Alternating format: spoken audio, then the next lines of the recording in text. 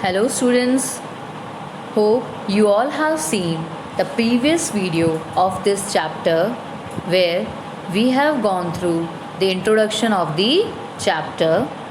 Now in this video, we are going to start with the topic organization of production. The very first question which comes in our mind is, what is the aim of production? So the answer is, the aim of production is to produce the goods and services that we want. We produce goods and services in order to fulfill our basic requirements. There are 4 requirements for the production of goods and services.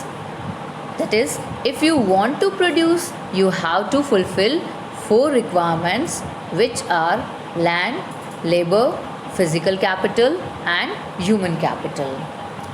We move towards our first requirement, that is land and other natural resources such as water, forests, minerals. Now land is the basic important factor of production which is required for the production to take place.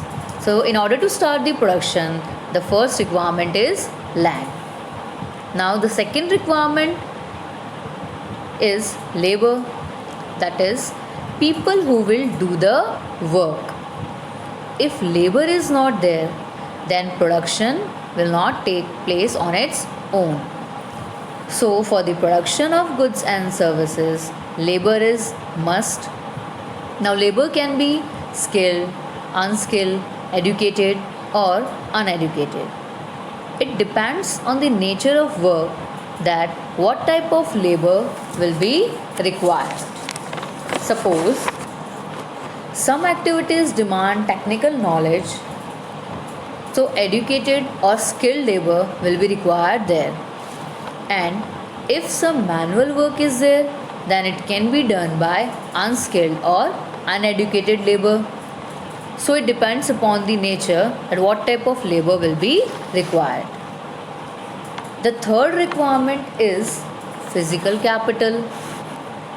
That is the variety of inputs required at every stage during production. Now physical capital is further divided into 2 categories, that is fixed capital and working capital. Fixed capital includes tools, machines, building. When you start production, you require tools, machines, building. These are the things which you are not going to purchase again and again. This can be used in production over many years, so they are called fixed capital. That is, when you purchase machines or tools, then these last for a long period of time, so the capital spent on the purchase of such things is called fixed capital. Now we'll move towards working capital. Raw materials and money in hand are called working capital, as these are required on a daily basis. These things cannot be fixed for a long period of time. They will be needed on a daily basis as per the requirement. The fourth requirement is human capital. Land, labor and physical capital alone cannot start the production.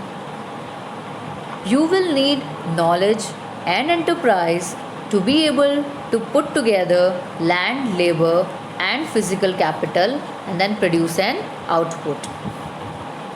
Human capital will help you in the growth of the production process.